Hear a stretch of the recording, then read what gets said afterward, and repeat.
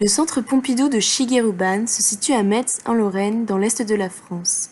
C'est un musée national d'art moderne qui ouvre ses portes au public en 2010, après 3 ans de chantier. Le bâtiment s'inscrit dans un hexagone, forme récurrente dans le projet. On distingue un vaste espace intérieur d'accueil, surplombé par 3 galeries d'exposition. Un pylône métallique hexagonal permet d'accéder à ces dernières. La toiture vient couvrir l'ensemble, laissant dépasser les extrémités des galeries, offrant des vues sur la ville. La structure comprend 3 éléments importants. La structure en béton et les 3 galeries, le pylône métallique et la toiture. La structure en béton prend appui sur des fondations profondes. 405 pieux battus soutiennent l'édifice. Ils reprennent la charge par la pointe et par les frottements des côtés du pieu contre le sol. La structure en béton suit le principe voile d'Alcock, ce qui permet de fermer les espaces tout en assurant la descente des charges et le contreventement. Au sol, un système poteau-poutre délimite l'espace intérieur et supporte l'une des extrémités de chaque galerie autoportante. L'autre extrémité des galeries repose sur la structure en béton, sur les galeries des niveaux inférieurs ou sur les poteaux. Le pylône métallique est l'élément structurel clé du bâtiment. Il aide à suspendre la toiture. Il est son seul point d'attache en hauteur. Son contreventement est garanti par des treillis en N. Son centre est vide afin d'accueillir des ascenseurs. Un système de vitrage en verre feuilleté par closets vient refermer l'espace et faire la liaison avec le toit. Suspendue au pylône métallique, la toiture est faite d'une charpente en bois et est protégée par une toile en fibre de verre et téflon. La charpente et la membrane constituent une unité structurelle.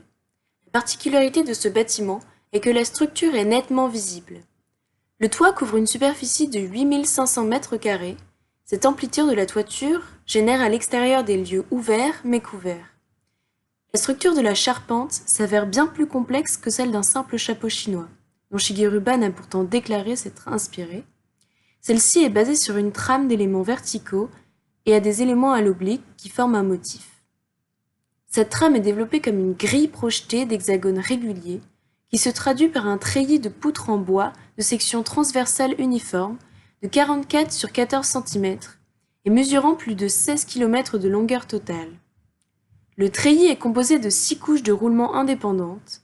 Il y a 3 ensembles de 2 poutres de lamellés collées sur chaque axe de la grille hexagonale et une série d'entretoises de section transversale rectangulaire fixées d'une poutre à l'autre.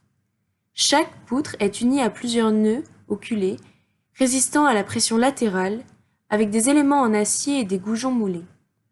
Les forces de cisaillement sont transmises par les éléments de connexion laminés entre les bandes dans la direction longitudinale. Cela permet d'éviter le glissement entre les poutres. La structure de la toiture est renforcée par un pilier métallique de 77 mètres.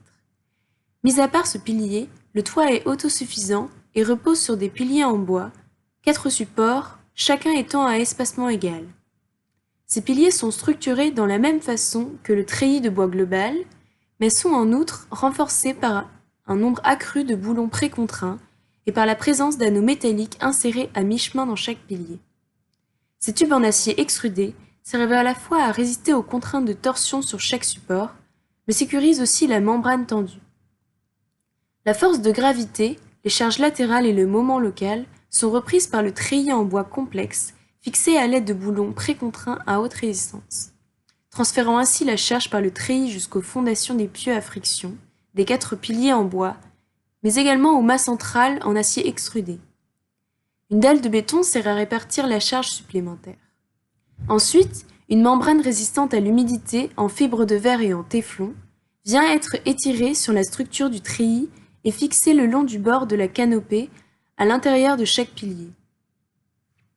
Pour conclure, le Centre Pompidou-Metz est un édifice qui utilise de nombreux procédés structurels, constructifs et de nombreux matériaux employés chacun à leur avantage en fonction de leur qualité et de leur coût.